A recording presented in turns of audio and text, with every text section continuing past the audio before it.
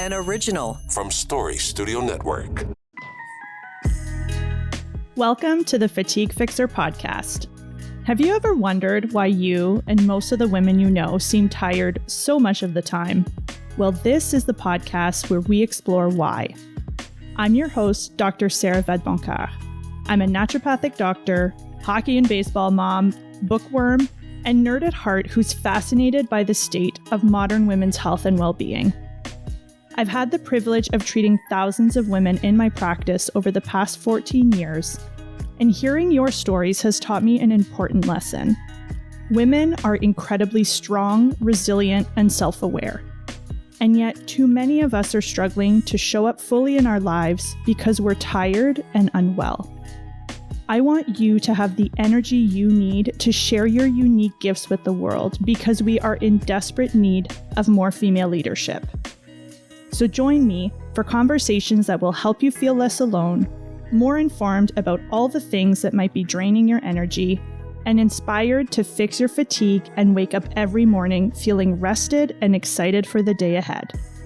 I can't wait to share today's episode with you. So let's get into it.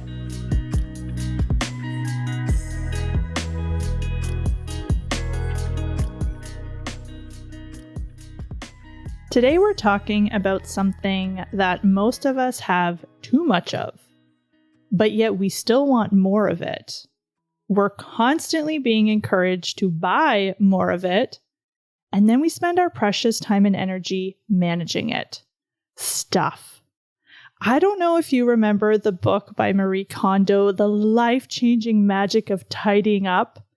I do. I actually read it while I was pregnant, so you can only imagine the level to which I decluttered literally every drawer of our apartment at the time. And while it may have been a little bit overboard, I do think she was onto something. All of the stuff that we buy and have is exhausting us, and it's stressing us out. I love how they have studies on literally everything. They have done studies that show that we get a spike in cortisol related to the amount of clutter in our home. And it probably won't be too big of a surprise that women have a higher cortisol spike and actually have a more depressed mood in response to having more clutter in their home. Even though most of us don't like clutter, we're still massive consumers. And in fact, women influence 70 to 80% of all the buying choices that happen for families. So women actually drive the world economy. Even though we often are not paid as much as men, we are in charge of a lot of those buying decisions. If you're tired of lusting after that overpriced skincare that Instagram keeps trying to convince you will make your skin flawless, if you're tired of spending your time cleaning and organizing and decluttering your house, if you are tired of asking your kids to clean up their toys for the millionth time, or worrying that a piece of Lego on the floor or a ball left in the stairs is going to take you out, this episode is for you. This is the one where you declutter and shop less. And it is time that we have an honest conversation about how many Amazon deliveries we're getting. Because you may not realize it, but all the stuff we're buying, thinking about buying, and already have in our homes is occupying precious physical, mental, and emotional space in our lives.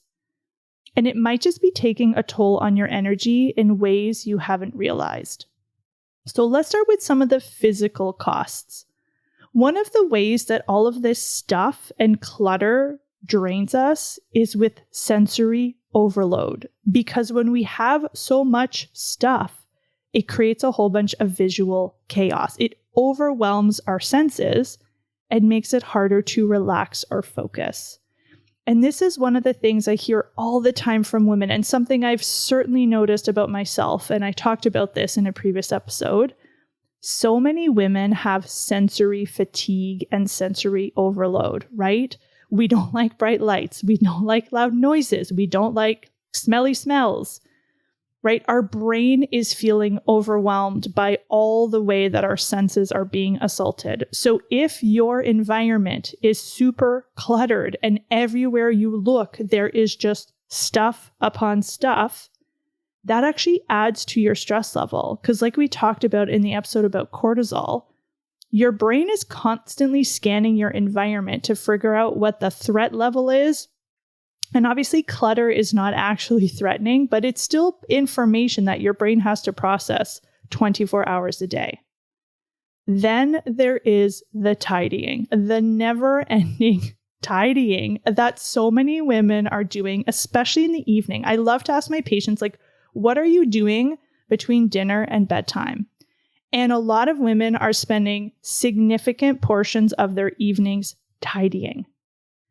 And I just would love to know and have you think about, what would you have time to do, whether that's exercise or actual rest or going for a walk, if you weren't tidying all the time, right? How much time are you spending organizing your stuff, decluttering your house every day, every week? Not to mention if you have children. Our children also have a whole lot of stuff. In fact, it is now not uncommon for families to have an entire toy room for their children. Like, our kids have so much shit that we now have to dedicate a whole room of our house to all of their stuff.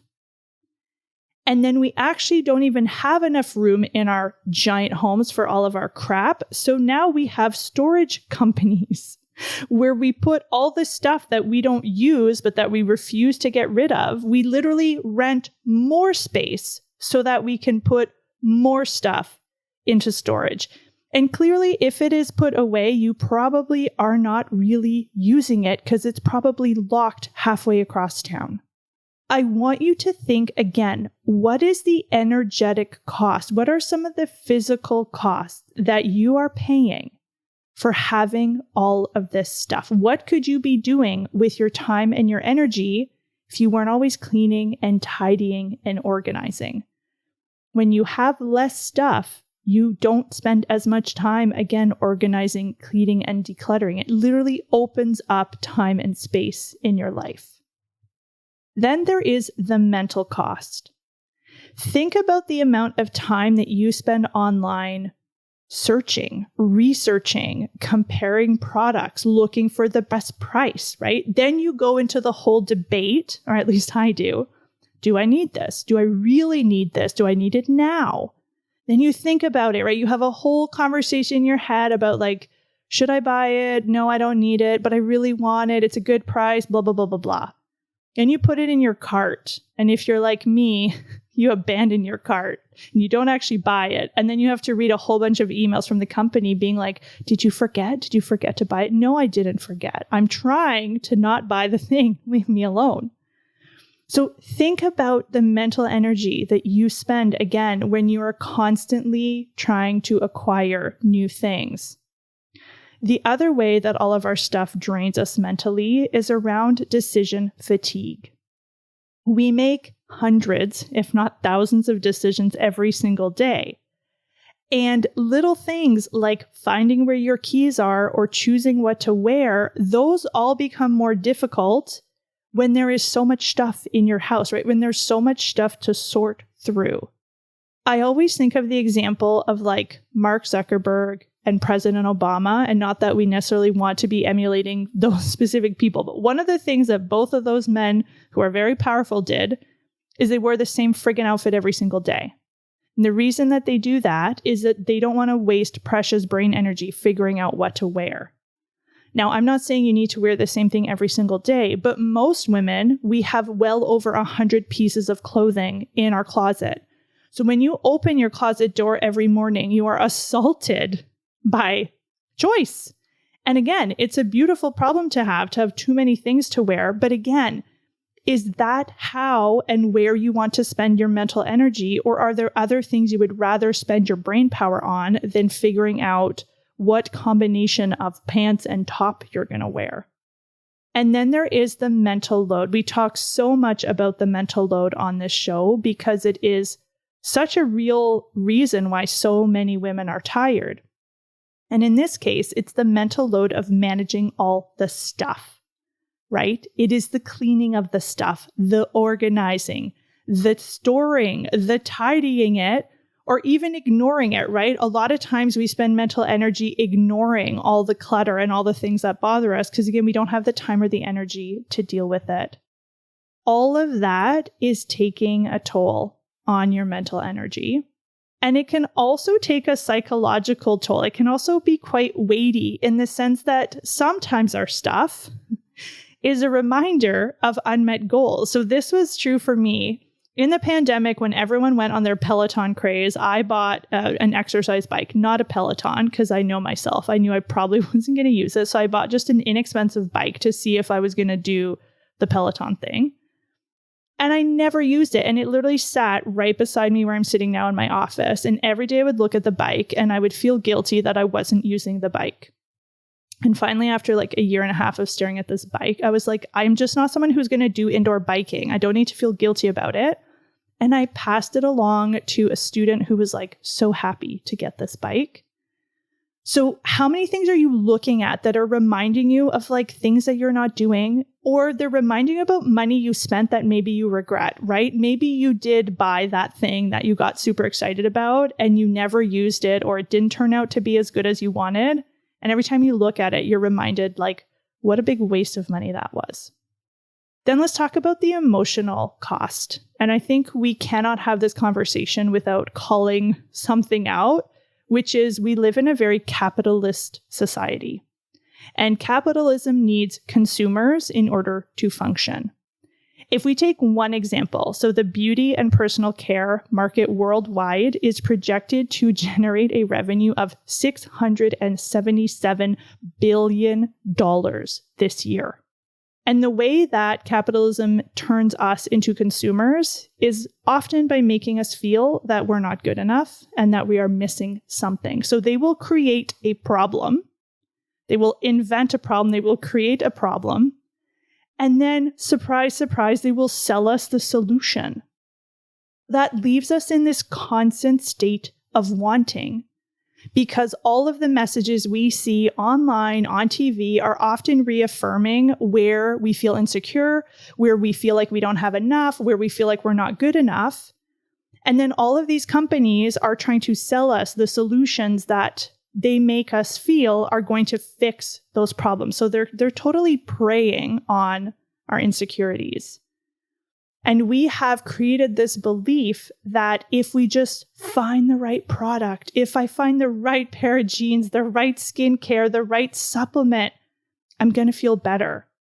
And so that seeking, right, that search for the perfect thing, and then that feeling of hitting add to cart and receiving that package, that does temporarily make us feel better, right? So there's a reason that we're seeking this stuff is it does temporarily make us feel better.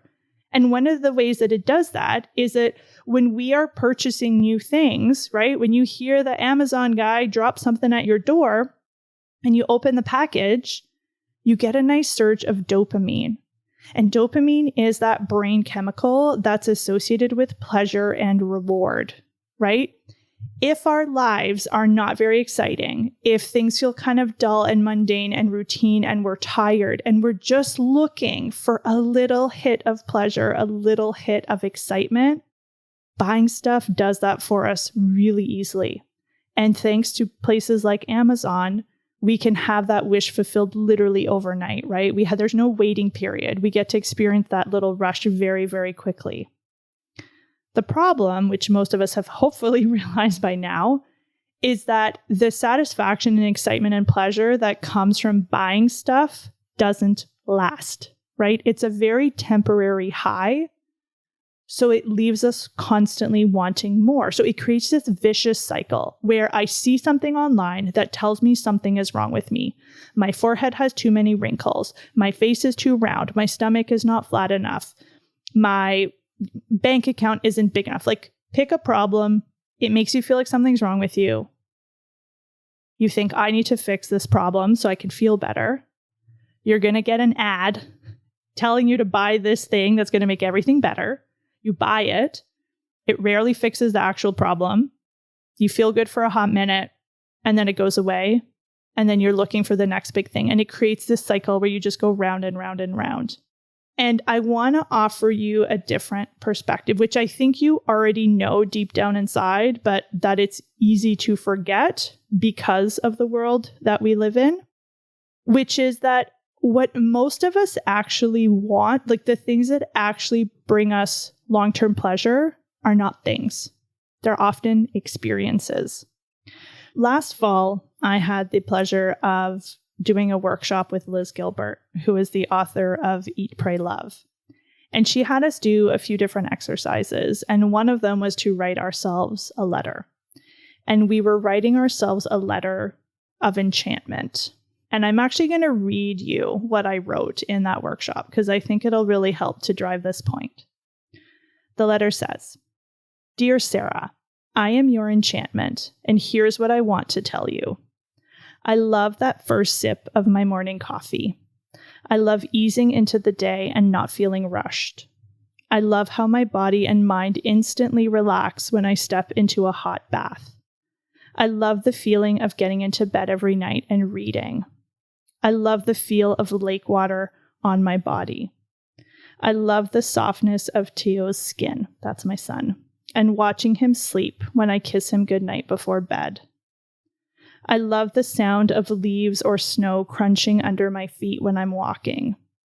I love the feeling of warmth on my face and the awe I feel when I look up at the moon.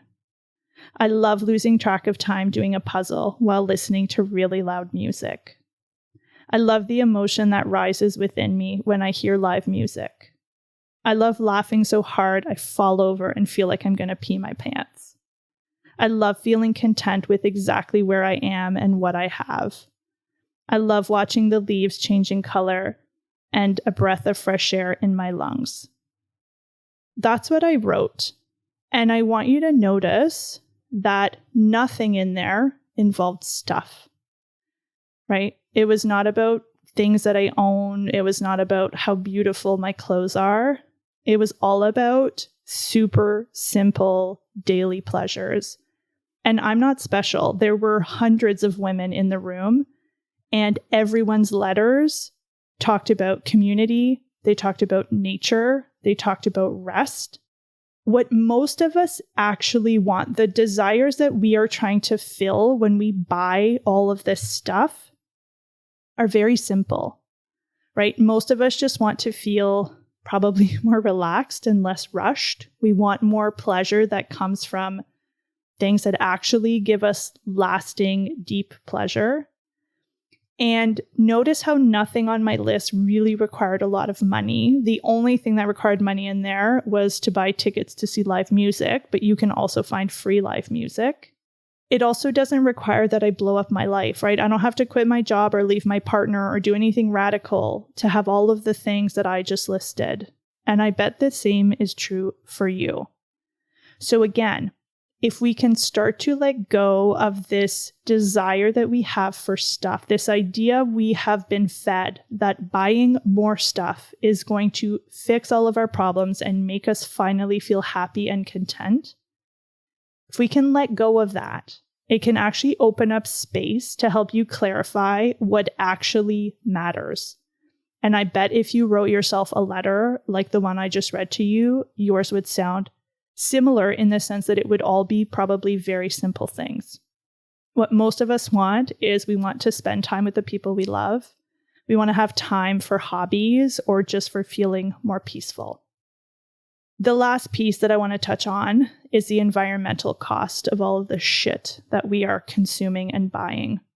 We have created a complete culture where we just throw everything away.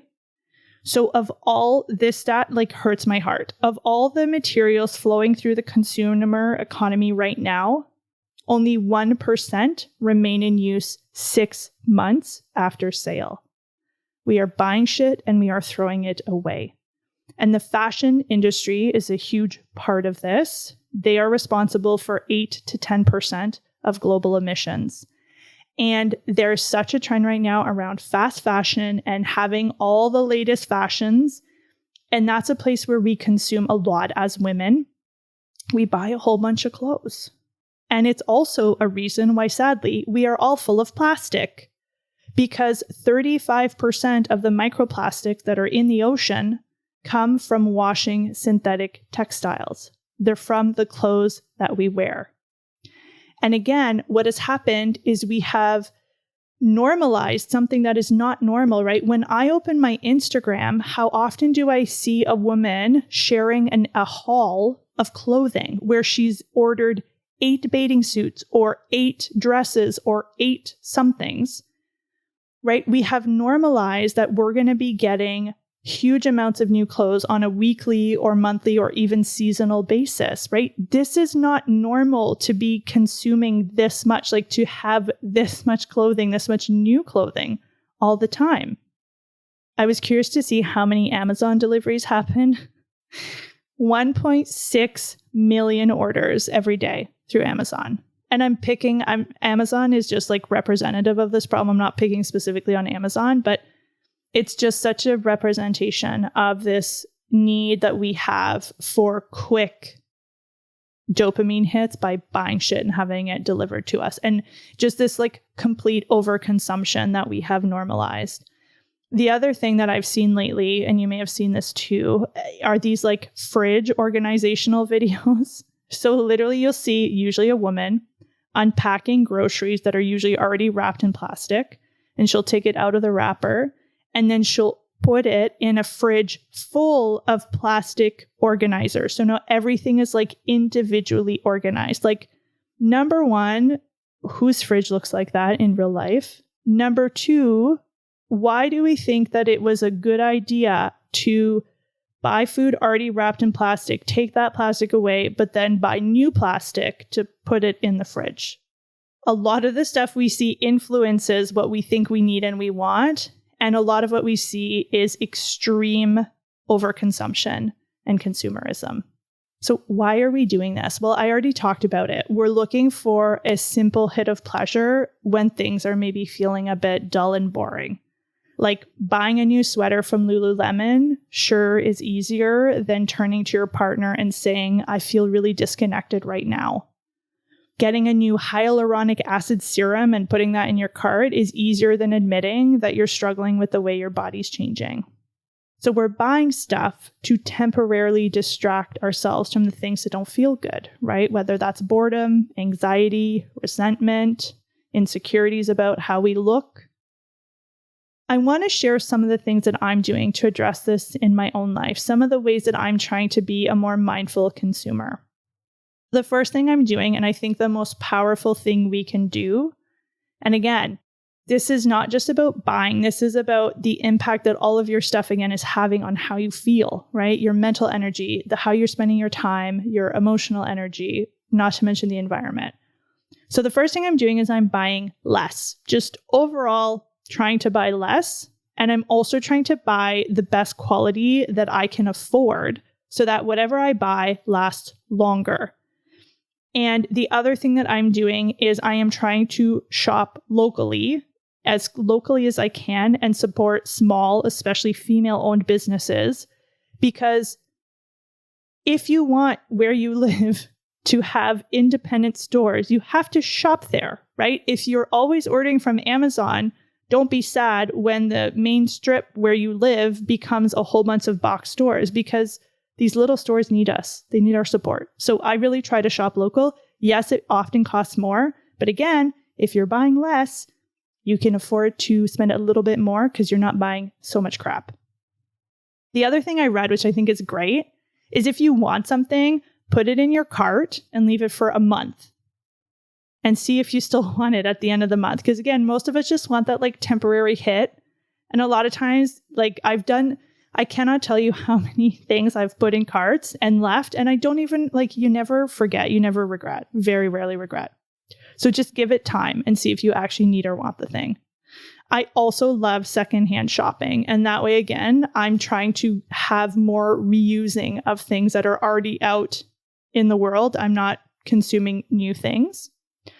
Trying to avoid synthetics, which I don't like wearing anyways too much, but just pay attention to what the clothes you buy are made of and see if you can buy more natural textiles and less synthetics that are going to end up turning into plastic. The other thing is that a lot of times when we hear this, our reaction is to declutter, right? We're going to say, okay, I'm going to clean up my house. I'm going to donate everything. What we don't realize is that so many people are donating so much stuff because, again, we all have too much crap, that the stores that we donate to cannot sell the amount of stuff that we donate. And they end up offloading it to a lot of poorer countries where there are literally mountains of our used Gap t-shirts, like literally polluting the earth. So the answer is not to just get it out of your house and put it somewhere else on the planet, but certainly looking at what you have, using the things that you love, bringing out the things that you love, having them obvious and using them. And then if there are things that you don't love or you don't need, see if you can donate them to someone specifically instead of just bringing them to a store that they may not be able to do anything with that thing. See if you have a neighbor or a friend, right? Clothing swaps are great for this. I'm a huge fan. Where I live, we have a super active Buy Nothing group, which I love because I know my thing is staying local. And it's not getting shipped overseas, and it's going to someone who specifically wants that item, right? I'm not just dropping it off at a store and hoping that someone is magically going to find it if they need it. So how can you keep the stuff that you want, keep it and use it longer? The other thing is we don't fix anything, right? If something breaks or something rips, we throw it away and we get a new one. Can you take better care of your stuff? Can you mend and fix things so that they have a longer life? And the other thing I've played around with is the idea of a capsule wardrobe. There's this project, which I'll link to in the show notes, called Project 333, which I love. And basically what that involves is that every season, you're going to limit your clothing to 33 items. Now that includes your shoes, your clothing, your accessories, and your jewelry. So 33 items every 3 months. And what this means is that when you open your closet, instead of having 150 clothings of item that you have to sort through and figure out which ones match and what's clean and what goes what, you have 33 items. You have a lot less choice. You're going to end up wearing your favorites, which is what you're already doing now anyways, but there'll be less other stuff crowding your closet and causing more decision fatigue. I love doing this because literally every time I pull out my next season clothes, it's like shopping in my own closet because I forget what I have. And I'm like, oh yeah, I forgot I had that. This is so great. So maybe something like that could be helpful. My invitation to you as you listen to this is, number one, I want you to not blame yourself. Yes, women often are drivers of the economy. We often make a lot of shopping decisions. We often like shopping and buying things. Don't blame yourself. We all do this, but I do want you to be more aware and acknowledge that we do live in a capitalist society that encourages us to constantly be consuming and buying stuff. And I think when you can start to look at your social media or whatever you're consuming through that lens, you will very quickly see how, Instagram, I meant to get stats and I forgot, the amount of sales happening through Instagram is enormous. It's not yes, it's a social media platform, but its main goal is to sell us crap. So don't forget that when you're seeing your favorite influencer or whatever, most people are trying to sell you something, and there's nothing inherently wrong with trying to sell you something, but keep that in your mind when you're debating whether or not you need it, that they're there to sell you stuff that you usually don't really need. I want you to also pick one shelf or one drawer or one small area of your house that you're going to declutter and organize. So you can't see my camera right now, but I'm choosing my bookshelf, which is right behind me. One of the things that I tend to hoard a little bit are books because I love them. They make me so happy. So I have all kinds of books on my bookshelf that have been sitting there, some of which I probably will never read. So I can bring them to, we have a little library sharing box that I can put them back into. So pick one small area. Don't say I'm going to declutter my whole house. You're not going to do that. Just pick literally a drawer, a shelf, a something small. I want you to use and display your favorite things, whether that's your favorite clothing, your favorite kitchenware, jewelry. Stop saving stuff for a rainy day. Just use the stuff you love and cherish it, and see if you can be a little bit more content with what you already have. So one of the ways that I'm doing this is that I am not allowed to buy new skincare until I finish what I have, right? Because what happens for me is I will buy like a night moisturizer and it lasts like a friggin' year. So after 6 months, I'm like kind of bored of the moisturizer and I want a new exciting moisturizer. And then I end up with like 12 night moisturizers. So my personal rule right now is that I am not allowed to buy skincare unless I actually finish that product that I already have.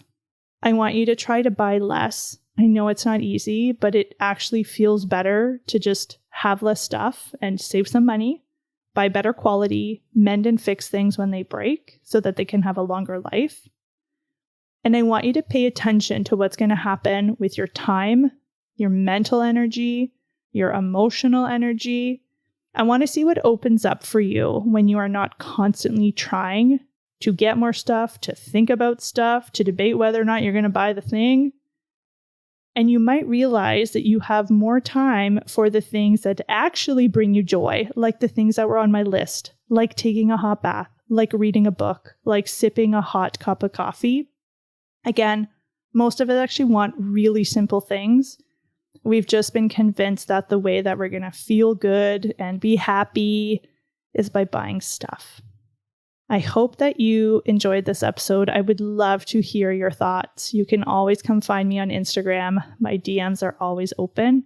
And I'd love to hear what spot you're going to declutter, or maybe one of the ways that you're going to buy less stuff, because you may not realize it, but all of this seeking and buying and then organizing of our stuff, it's taking a toll. It's taking a toll physically, mentally, emotionally, and it's sure as shit not good for the environment. So let's all do our part by decluttering something and doing a little bit less shopping. I will see you right back here in 2 weeks.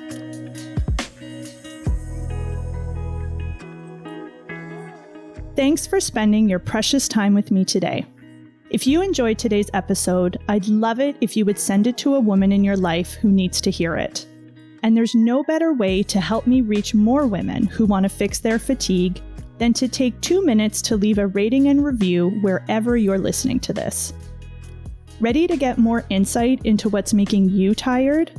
Find out which of the 5 most common types of fatigue you're dealing with by taking my fatigue fingerprint quiz at fatiguefixer.ca/quiz.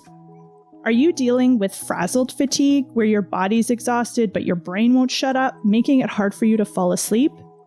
Or maybe you're more of the drained fatigue type, where no matter how much sleep you get, you're never rested and struggle to get up in the morning. Just take my fatigue fingerprint quiz and your results will include a list of recommended labs you can ask your doctor for, as well as my top recommendations for which habits and practices are best for fixing your type of fatigue. Find the quiz at fatiguefixer.ca/quiz. Because being tired all the time isn't normal, and you deserve to have good energy. Last but not least, I want to thank Jen Hudson and Mike Trutler over at Story Studio Network for bringing these conversations to life. I'll see you right back here in 2 weeks. Bye!